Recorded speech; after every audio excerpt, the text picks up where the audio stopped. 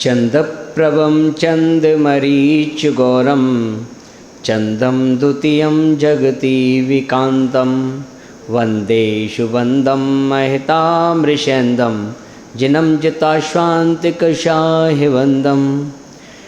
देवादिदेव चंदा प्रभु भगवान की, शासन नायक भगवान महावीर स्वामी की, चारित चक्रवर्ती आचार्य शांति सागर जी महाराज की, संत श्रोमणी आचार्य धर्म सागर जी महाराज की, वात्सल रत्नाकर आचार्य विमल सागर जी महाराज की, मर्यादा शिष्योत्तम आचार्य भरत सागर जी महाराज की, राष्ट्र संताचार्य श्री 108 विद्यानंद जी महाराज की, आचार्य श्री 108 सुत सागर जी महाराज की, प्रज्ञा सममुनि श्री 108 अमित सागर जी महाराज की, ढाई दीप में 3 कम 9 करोड़ मुनि राजों की। बोले परम पूज्य मुनि श्री 108 हनुमान सागर जी महाराज की जय। दर्श विशुद्धि धरे जो कोई, ताको आवागमन न होय। बिने महादारे जो प्राणी, शिव वनिता की सखी बखान। शील सदा दृढ़ जो नर पाल, सो औरन की आफत टाल। ज्ञान अभ्यास करे मन माए, ताके मोह महातम नाय। जो संवेग भाव विस्तार, स्वर्ग मुक्ति पदि आप निहार। दान दे मन हर्ष अभिषेक, ये भव जस पर भव सुख देख। जो तप तपे पे विलासा, चूरे करम शिखर गुरुबास। साधु समाधि सदा मन लावे, त्यों जग भोगी भोगी शिव बे। निस दिन बैया वृत्ति करैया, सो निश्चय भव नीर तिरई। जो अरिहंत भक्त मन आने, सो जन विषय कसाहे न जान। जो आचार्य भक्ति करे हैं, सो निर्मल आचार दरे। बहु सुतवंत भक्ति जो करे, सो नर संपूर्ण सुत धरे। प्रवचन भक्ति करे जो ज्ञाता, लहे ज्ञान परमानंद दा। सत्यावश्य की काल जो साधे, सो ही रत्नात्रेयार। धर्म प्रभाव करे जे ज्ञान, तिन शिव मार्ग रीति पिचान। वात्सल्य अंग सदा जो ध्यावे, सो तीर्थंकर पद भी पावे। कि ऐसे तीर्थंकर पद को प्राप्त करना, अरिहंत पद को प्राप्त करना, यह पद कैसे प्राप्त होगा? तो जैसे कल अपन ने चर्चा की थी कि दर्शन विशुद्धि भावना, क्योंकि भावना भव का विनाश करती है। जो संसार में भ्रमण कर रहे हैं अपन अनादिकाल से, पर अभी तक ये संसार नहीं नष्ट हुआ, संसार से पार नहीं हुए। इसका एक कारण रहा, वो था भावना। कि हमारी भावना जो है अभी तक अच्छी नहीं बनी, क्योंकि जिन जिन की भावना अच्छी हो गई, वो भव से पार हो गए। अभी अपन कहें तो यही तो कहते कि भावना, हमारी तो भावना अच्छी है, हम किसी के बारे में बुरा नहीं सोचते, हम किसी का बुरा नहीं करते।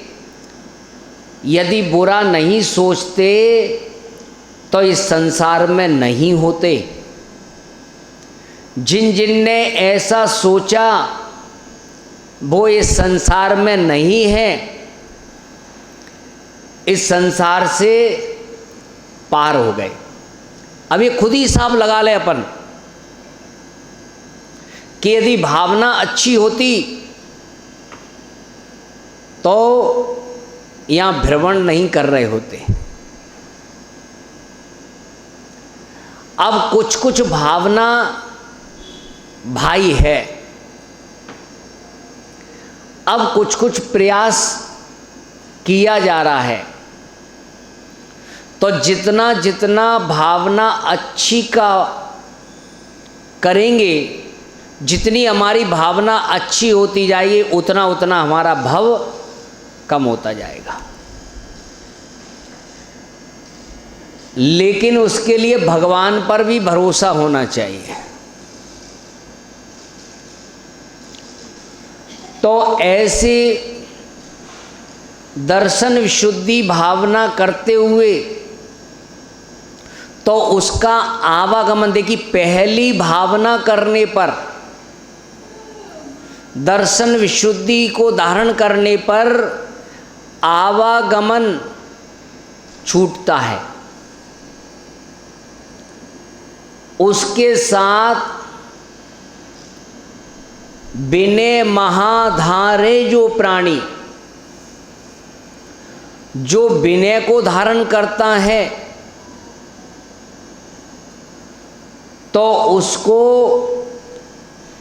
शिव वनिता की सखी वखानी, शिव यानी मोक्ष रूपी लक्ष्मी भी उसे वरण करती है। जिसके अंदर विनय होती है उसे हर व्यक्ति स्थान देता है।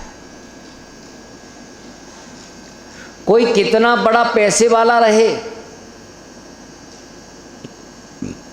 लेकिन विनय नहीं है, किसी का आदर सम्मान नहीं करता, तो उसे अपने पास नहीं बैठा लोगे। और जिसके पास विनय गुण है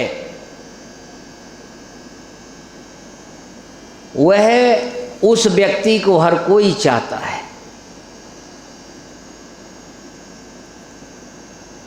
चाहे छोटा हो चाहे बड़ा हो।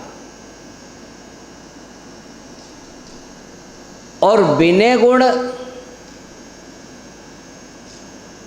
यानी अपने से बड़ों में, बड़ों के प्रति बड़े लोग क्या चाहते हैं,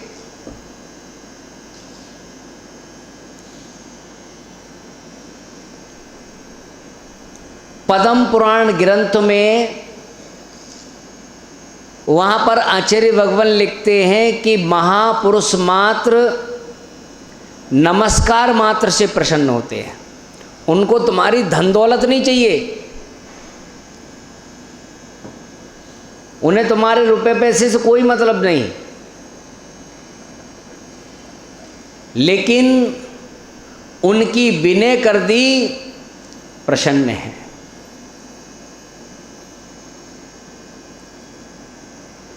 विनय की आचार्य महावीर कीर्ति जी महाराज भगवान के प्रति इतनी विनय,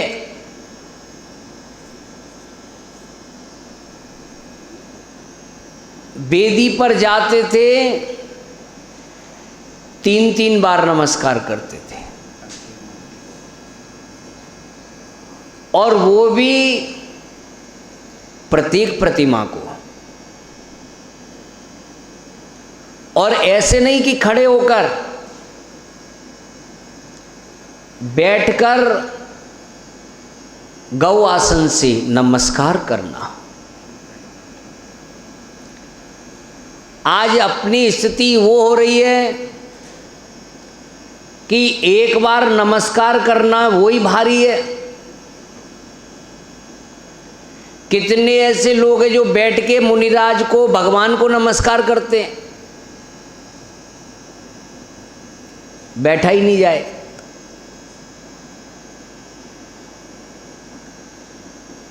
सभा जहां होती थी पहले कई सभाओं में कुर्सियां नहीं डलती थी, हैं? जमीन पर बैठते थे, जमींदार बनकर, हैं? आज चेयरमैन बन रहे हैं, उतने ही बेचैन होते जा रहे हैं।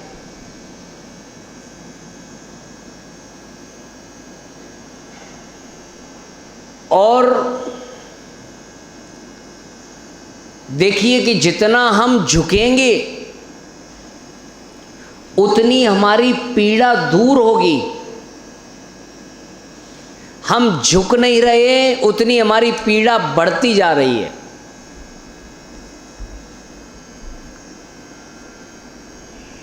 आचार्य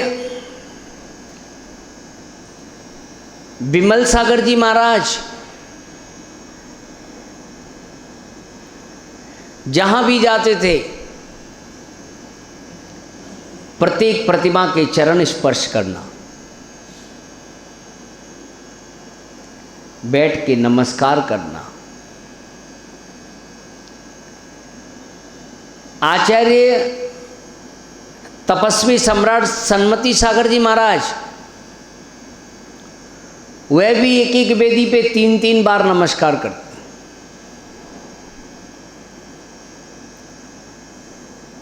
अभी वर्तमान में आचार्य, वैसे सभी मुनिराज करते हैं, लेकिन आचार्य पदम नंदी जी महाराज बहुत विनय करते हैं।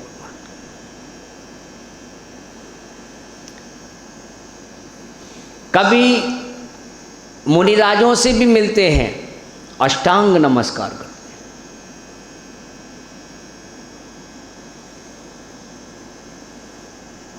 बहुत सहजता, सरलता, लघुता, कि ऐसा नहीं कि मैं आचार्य हूं और कोई बहुत कुछ कराना, बहुत सादा सिंपल से, पर देव शास्त्र गुरु के प्रति विनय। आचार्य भरत सागर जी महाराज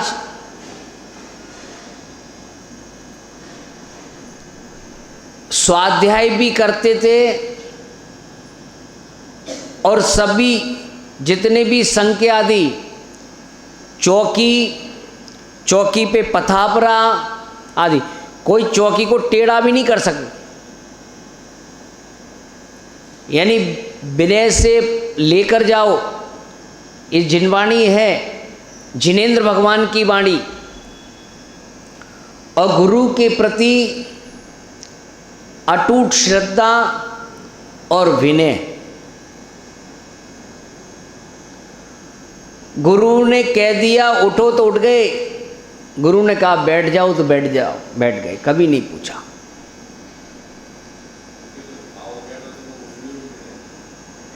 यानी गुरु के प्रति कभी गुरु से आगे नहीं चले, गुरु से कभी गुरु के बीच में नहीं बोले। गुरु बोल रहे हैं, बैठे हैं, गुरु ने कहा तो बोला, और जिस समय गुरु ने याद किया उस समय कहीं जाने को तो गुरु कह ना पाए, गुरु खड़े ना हो पाए, उससे पहले दरवाजे पर खड़े मिलते थे। आहार कोई देने आता था तो कहीं ये लो महाराज, बोले बड़े महाराज ने लिया है, फिर कुछ नहीं ले लिया। इसलिए आज भी उन्हें जो है, जहाँ जहाँ आचार्य विमल सागर जी का महाराज गुरुदेव का नाम है, वहाँ वहाँ उनसे जुड़ा हुआ नाम आचार्य देव भरत सागर जी महाराज का है। ये गुरु की कृपा यदि हम अपने से कितना भी नाम कर लें, लेकिन गुरु की कृपा नहीं है तो उस नाम की भी सार्थकता नहीं है। और नाम नहीं है पर गुरु की कृपा है तो भी बेड़ा पार हो जाएगा।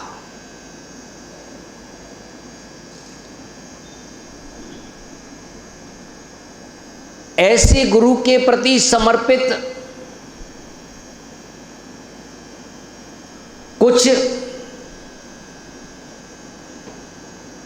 दिल से उतर जाते हैं और कुछ दिल में उतर जाते हैं।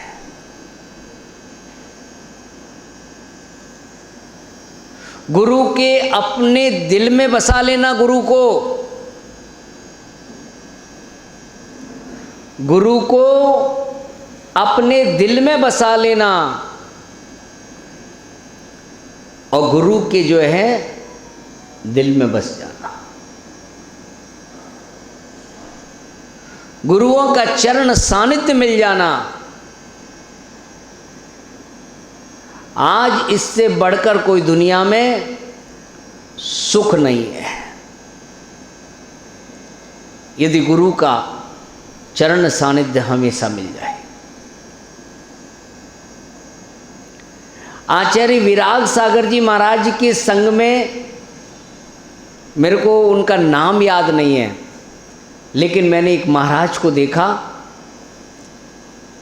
बस महाराज के गेट पे बैठे रहते थे, वहीं बैठे बैठे अपना जो है सब कुछ करते रहते।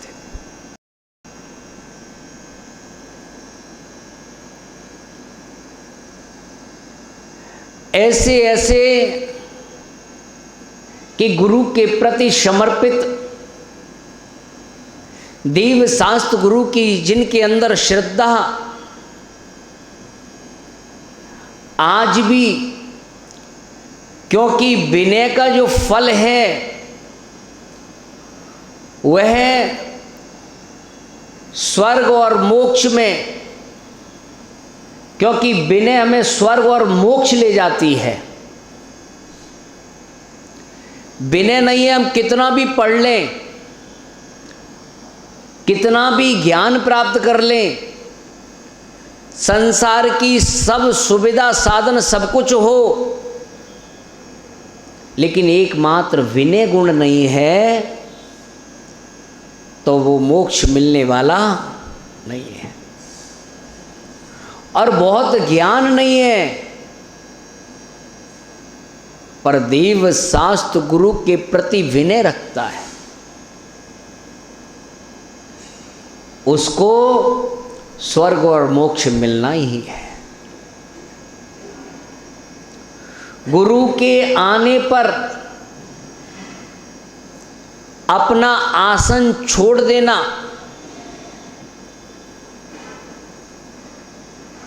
गुरु के आसन पर नहीं बैठना,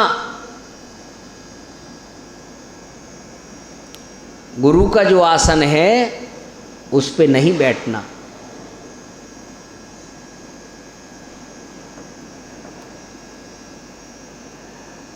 ऐसे ऐसे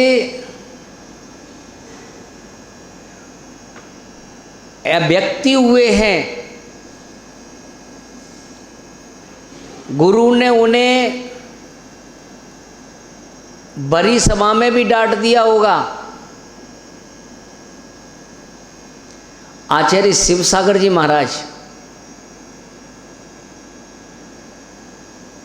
शिष्य, वो भरी सभा में भी डांट देते थे शिष्य। अनुशासन बहुत, क्योंकि यदि जिस प्रकार से शिशी होती है, शिशी पर यदि डांट नहीं लगी हो तो वह दवा कोई काम की नहीं रहती, बिखर जाती है। ऐसे ही शिष्य को डांट लगा कर रखने पड़े। लेकिन ऐसा नहीं कि उस शिष्य की बेइज्जती करने के लिए, उसको नीचे दिखाने के लिए नहीं। गुरु, कोई भी गुरु अपने शिष्य को कभी नीचा नहीं दिखाता। उसकी हमेशा भावना रहती है कि शिष्य ऊपर उठे, चारित्र में पारंगत हो, ज्ञान में पारंगत हो। ऐसे कि कहीं शिष्य बिगड़ ना जाए। आचार्य अमृतचंद स्वामी ने वहाँ कहा कि शिष्य को समझाने के लिए रोको, टोको, और नहीं माने तो। लेकिन ऐसा गुरु करते नहीं,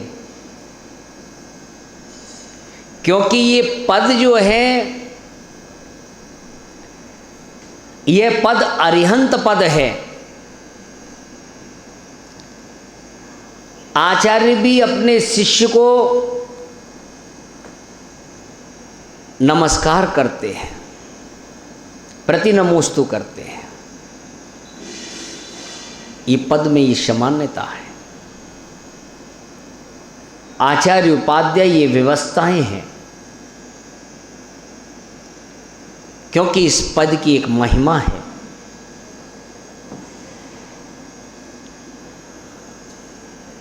गुरु के प्रति विनय करने पर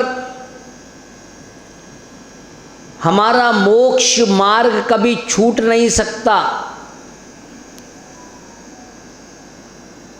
ज्ञान हमें बिना गुरु के प्राप्त हो नहीं सकता। यदि गुरु है तो ज्ञान होगा, और बिना गुरु के यदि ज्ञान प्राप्त कर भी लिया तो वह विस्मृत हो जाएगा, नहीं रहेगा।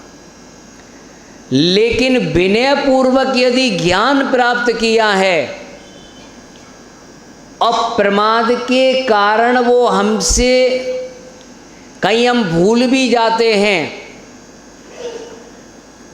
लेकिन वह ज्ञान परभव में स्मृति में आ जाएगा।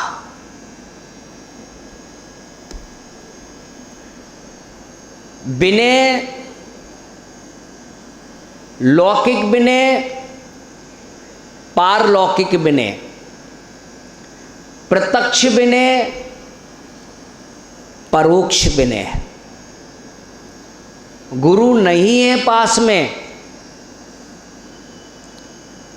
पर हम परोक्ष विनय कर रहे हैं, उनका नाम ले रहे हैं, उनकी आज्ञा से कार्य कर रहे हैं। और जब भी हम कोई भी कार्य करें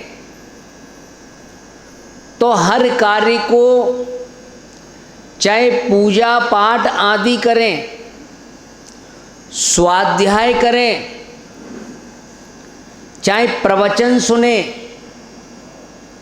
आहार दें, विनय का ध्यान रख के करें। और जितनी जितनी हमारे अंदर विनय होगी, क्योंकि जो व्यक्ति झुकता है वही उठता है ऊपर।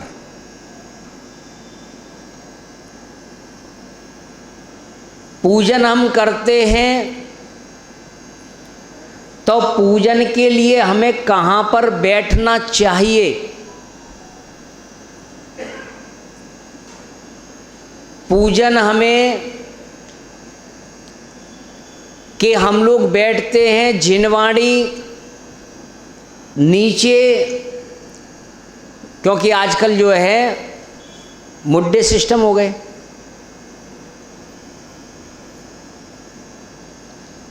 अब मुड्डे पे बैठे हैं तो जिनवाणी नीचे हो गई, सामग्री की थाली नीचे हो गई, तो ये विनय हुई क्या?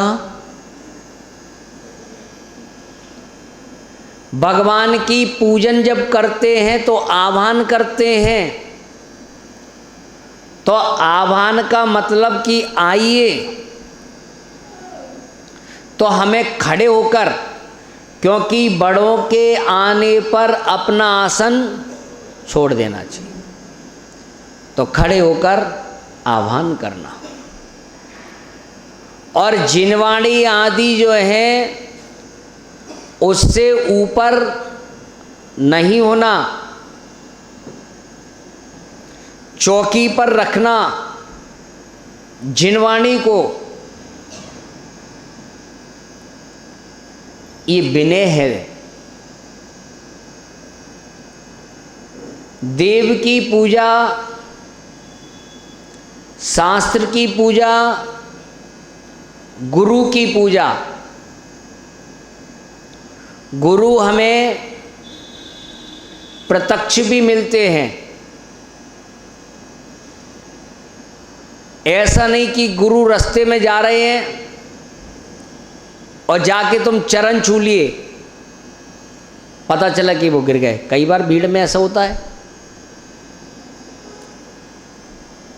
कि यदि रास्ते में चल रहे हैं तो जरूरी नहीं कि उनके चरण से आप स्पर्श करोगे तभी आपके चरण छूना हुआ। आपने दूर से भी नमस्कार किया, वो आपका नमस्कार है। जहां व्यवस्थित रूप से बैठे हुए हैं, जहां हमें चरण स्पर्श आदि करने में कोई वादा नहीं, ना अपने को ना दूसरे को। जैसे स्वाध्याय हो रहा है, प्रवचन हो रहा है, गुरु चर्चा कर रहे हैं, तो वहां बीच में नहीं जाना, पीछे से दूर से ही वहीं से नमस्कार करना। जब स्वाध्याय आदि कर रहे हैं, उपदेश आदि कर रहे हैं, तो बीच में नहीं बोलना। क्लास आदि चल रही है तो पहले विनय पूर्वक नमस्कार करें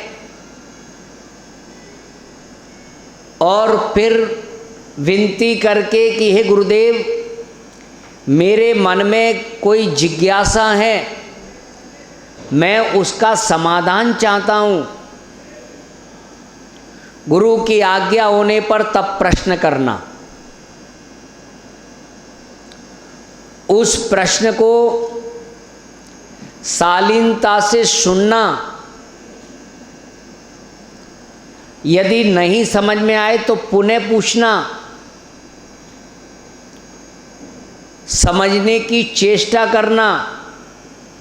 गुरु से तर्क कुतर्क नहीं करना, क्योंकि कोई ज़रूरी नहीं है कि हमें कोई चीज़ एक बार में समझ में ही आ जाएगी। शास्त्र हर किसी को समझ में नहीं आता। शास्त्र की भाषा बहुत मुश्किल से समझ में आती है, एक बार में नहीं आती। उनके अर्थ गूढ़ होते हैं।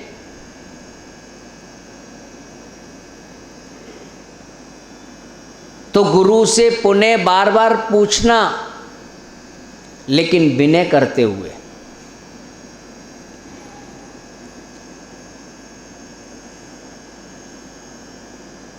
हम किसी भी शास्त्र का स्वाध्याय करते हैं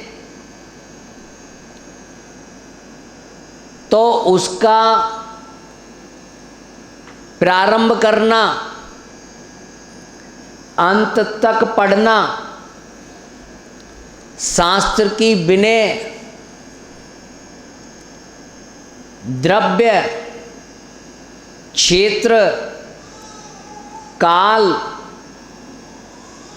और भाव परिणामों को ध्यान में रखते हुए करना, किस काल में पढ़ना, किस काल में नहीं पढ़ना, कौन सा शास्त्र पढ़ना, कौन सा शास्त्र नहीं पढ़ना। कोई भी त्याग आदि कोई भी कार्य प्रारंभ करना तो गुरु के पास जाकर विनय विनती करना, उनसे आशीर्वाद लेकर तब उस कार्य को प्रारंभ करना।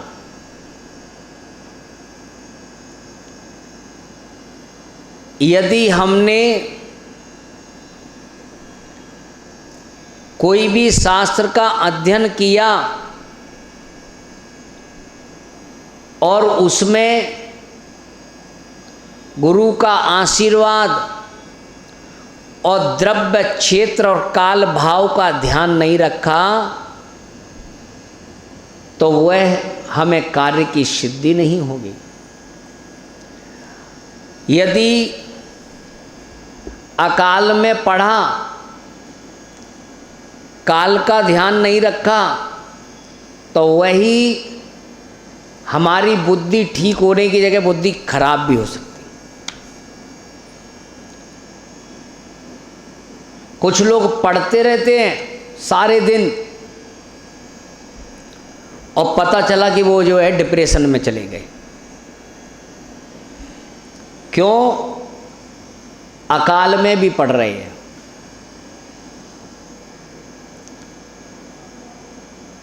भोजन कर रहे हैं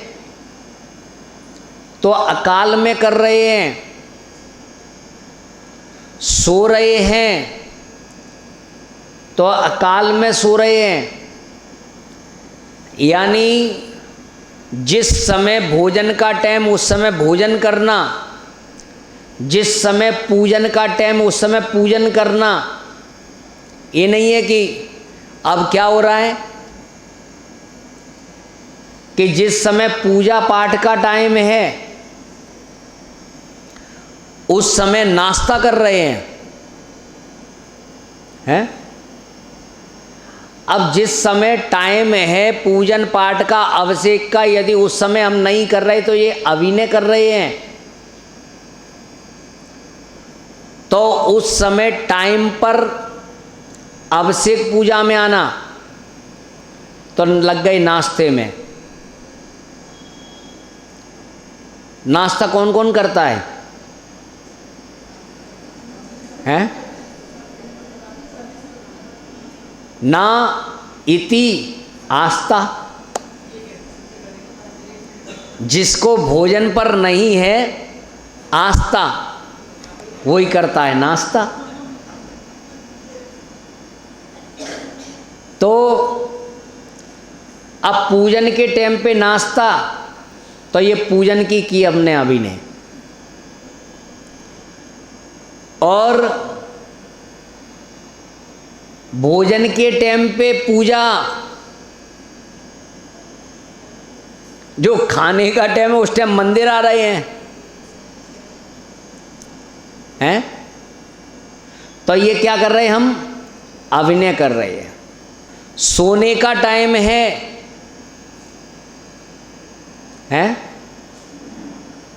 और उस समय काम कर रहे हैं। रात को काम कर रहे हैं। ये कोई अमेरिका है क्या?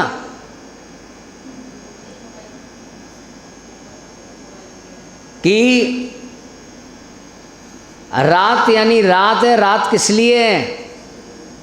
सोने के लिए। और उस समय क्या कर रहे हैं? हम काम कर रहे हैं। तो ये अभिनय है।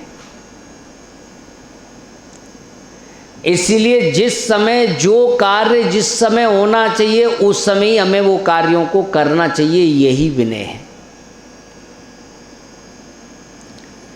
विनय, हम सोचते हैं कि बच्चों के अंदर विनय गुण होना चाहिए। यदि बड़े के अंदर विनय गुण होगा, और होता क्या है, हम खुद विनय नहीं कर पाते पर हम दूसरों को सिखाते हैं। कभी दूसरों को सिखाने की आवश्यकता नहीं पड़ती।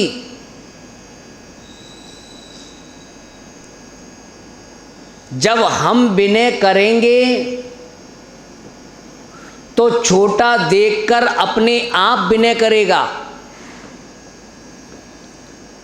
और यदि हम विनय नहीं करते तो छोटे भी विनय नहीं करेंगे।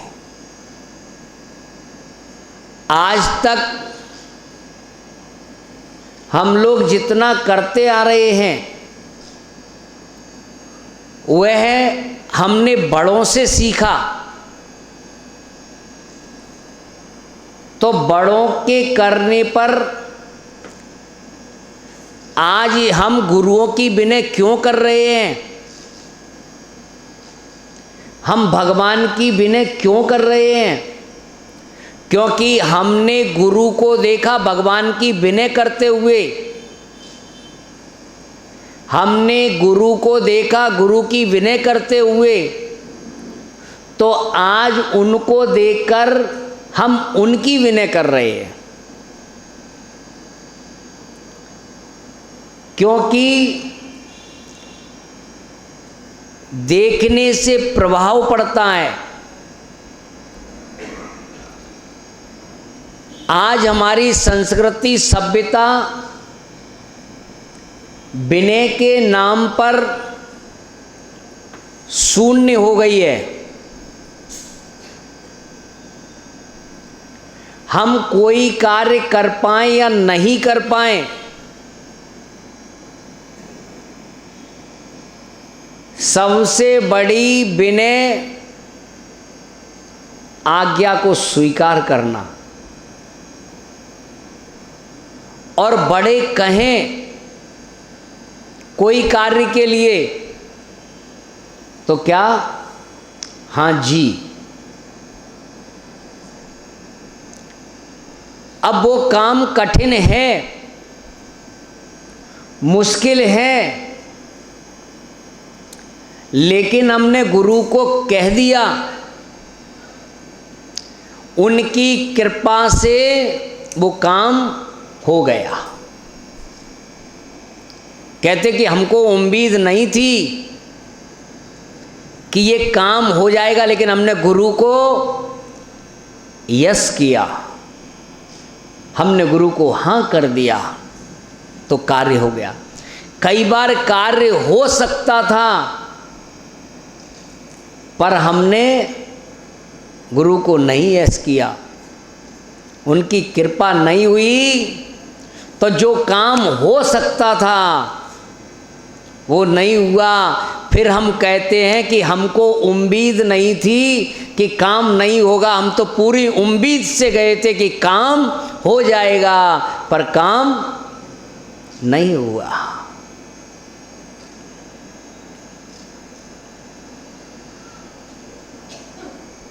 शाम को एक बच्चा आता है, उसका कोई काम था,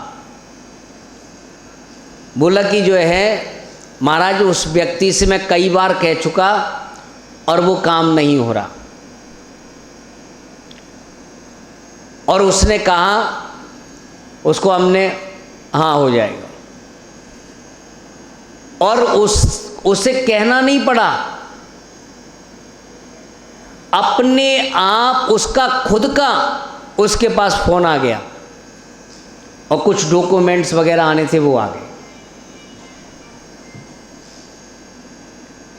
ये विनय और श्रद्धा का काम है। हमारी यदि गुरु के प्रति श्रद्धा है, भगवान के प्रति श्रद्धा है, हम विनय से कार्य करते हैं तो हमारा कार्य होगा ही होगा, हमारे कार्य की सिद्धि होगी। और यदि हमारे अंदर विनय भाव नहीं है, विनय गुण नहीं है, तो स्वर्ग और मोक्ष तो बहुत दूर है। क्या? स्वर्ग और मोक्ष तो बहुत दूर हैं। हमें यहां संसार की भी कोई सुविधा साधन भी उपलब्ध नहीं हो पाएंगे। और जब हम विनय नहीं करेंगे तो अपने बच्चे भी विनय नहीं करेंगे। यदि हम चाहते हैं कि हमारी विनय हो तो हम बड़ों की विनय करना प्रारंभ कर दें, तो बच्चे अपनी भी। लेकिन कभी भी देव, शास्त्र और गुरु, ये तीन की विनय अपने द्वारा न हो कभी कि हे भगवान, अपने द्वारा देव, शास्त्र, गुरु की कभी अभिनय न हो। मैं उनके लिए कुछ कर पाऊं नहीं कर पाऊं कोई बात नहीं, लेकिन अपने द्वारा गुरु की अभिनय न हो। गुरु कोई काम को कहें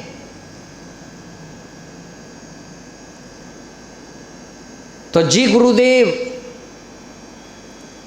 यदि हमने उनकी आज्ञा को स्वीकार कर लिया,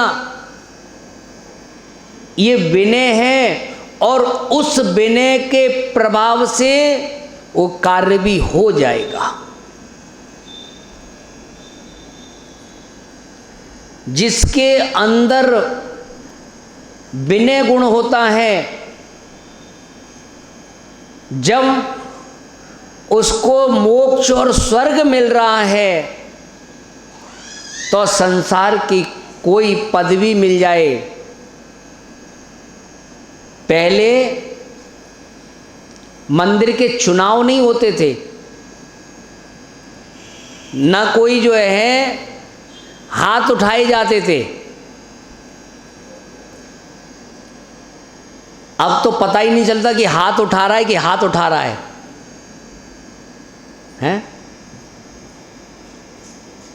पहले हाथ, फिर भाई चलो हाथ उठा के, अब तो हाथ उठने लगे। पहले अरे भैया नहीं, आप बन जाओ, नहीं नहीं नहीं, आप ही बन जाओ। एक दूसरे के प्रति विनय भाव रहता था। जिसके अंदर विनय भाव आपस में है, वो देव, शास्त्र, गुरु की भी विनय करेगा। ये आजकल वोटिंग होना एक कसाय है, और ये तो मंदिर के, मैं तो अनुभव से बताऊं कि मंदिर की सेवक बन के काम करना, बिना पद पे रह के करना, आनंद आ जाएगा। ये पद वालों को तो भगवान मालिक है, भगवान बचाए, क्या होता है? क्योंकि बैंकर कर्म का बंद होता है। और बिने बिने तो मंदिर में वो लगाए हैं बोर्ड, कह रहे बोर्ड है। आज तक हमने मंदिर में, किसी मंदिर में ऐसा बोर्ड नहीं देखा कि जो प्रधान बनेगा, अध्यक्ष बनेगा, वो रोज प्रतिदिन अभिषेक करने आएगा। तब तो उसके कर्म कुछ कटेंगे, कुछ पुण्य की प्राप्ति होगी। और जहां लिख दिया कि ऐसा नहीं करना, ये कर्म का बंद होगा। कि जो मंदिर का पदाधिकारी बनेगा वह प्रतिदिन अभिषेक करेगा। बताओ किस मंदिर में लिखा है? जब प्रधान जी नहीं कर रहे तो और कौन करेगा? भाई बड़े करेंगे तब तो छोटे करेंगे। कि चौका जो है मुनिराज का चौका प्रधान जी के यहाँ, कमेटी में जो सदस्य हैं उनके यहाँ लगेगा। बिहार में कौन चलेगा? यही तो विनय है। सेवक बनो, और जो सेवक बनता है उसकी सेवाएं आगे आगे तक चलती हैं। उसकी सेवा करने वाले लोग तत्पर खड़े होते हैं। मंदिरों में ये वोटिंग का सिस्टम तो होना ही नहीं चाहिए। ये तो मैं सेवक बन के भगवान की सेवा कर रहा हूं। कोई बीजेपी कांग्रेस के उसके चुनाव थोड़े हुए हैं। ये तो हमें खुद क्या नाम है विचार, ये तो एक समाज को एकत्रित, एक परिवार होता है समाज। और जहां वोटिंग का काम हो गया वहां राग देश होगा।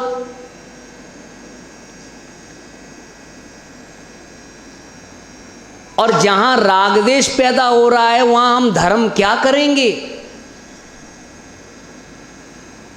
धर्म वह, ये मंदिर वो स्थान है जहां रागदेश छोड़ा जाता है। और हम तो जो क्या हैं, बीतरागी के पुजारी हैं जिन्होंने रागदेश ही दूर कर दिया। और उनके मंदिर में यदि हम रागदेश करेंगे तो क्या होगा? इसीलिए कि कौन सेवा करना चाहता है, क्योंकि मंदिर का अध्यक्ष आदि जो है, जो पूर्ण रूप से विनयवान हो, देव शास्त्र गुरु के प्रति समर्पित हो, हर कार्य में सुनने में आदि सक्षम हो, समाज को जोड़ने वाला हो, ऐसा व्यक्ति बनने का अधिकारी होता है। क्योंकि और सबका ध्यान ऐसा नहीं कि जो मंदिर में आ रहा, कोई मंदिर में कभी नहीं आ पा रहा तो भाई वो क्यों नहीं आ रहा पता करना चाहिए। कहीं उसे साधर्मी भाई को कोई तकलीफ तो नहीं हो गई, किसी परेशानी में तो नहीं है। अब अपनी आ जाए यही बहुत है, हैं? अपनी कर ले यही बहुत है। ये अपना सौभाग्य है कि आज मुझे जिनेंद्र भगवान की आराधना करने का सौभाग्य प्राप्त हुआ है। पहले हमने देखा कभी चुनाव नहीं। मैं एक जगह गया, पुलिस फोर्स लग के चुनाव हो रहे हैं? ये कोई बीजेपी और उसके चुनाव हो रहे क्या हैं? मंदिर के चुनाव, समाज एक आवाज होना चाहिए, एक आवाज में काम होना चाहिए, हैं? और समाज में कौन है? कोई दुश्मन कोई वो तो रहे, सारे अपने ही तो हैं, अपना ही तो परिवार है। और परिवार के लोग एक साथ बैठकर कि किस प्रकार से समाज का हित होगा और जिनेंद्र भगवान की प्रभावना होगी, ऐसी आवाज होना चाहिए। कि मंदिरों में कभी क्या चुनाव उनाव आदि ये सिस्टम तो होना ही नहीं चाहिए। तब तो क्या नाम है, क्या हमें देव शास्त्र गुरु के प्रति विनय होना चाहिए। और जिसके अंदर विनय गुण होता है, जिस समाज के अंदर विनय होती है, वह समाज अपने अपने आप ऊपर ऊंचाइयों को छूती है और वह समाज क्या अरिहंत पद को प्राप्त कर लेती है। ये छोटे मोटे पदों के लिए हम लड़ते हैं, अरे हमारे पास तो वो है, पंच परमेष्ठी पद प्राप्त कर सकते हैं। ये पद तो क्या है, तुच्छ है। हम तुच्छ के चक्कर में उच्च खो देते हैं। कौन कहता है अध्यक्ष नहीं बन पाए, कोई नहीं बन, मत कोई चिंता नहीं, वो अध्यक्ष भी तुम्हारे चरणों में नमस्कार करेगा। बन जाओ मुनि, पंच परमेष्ठी पद को धारण कर लो, वो अध्यक्ष भी तुम्हारे पास चरणों में आके झुकेगा। बन के तो देखो एक बार। इस पद के लिए कौन मना कर रहा है, उसके पीछे लड़ रहे बढ़ रहे। तो बंधुओं, ऐसे विनय गुण हमारे अंदर हो, जिससे हमारे जीवन में सुख शांति हो। ओम नमः सिद्धेभ्यः।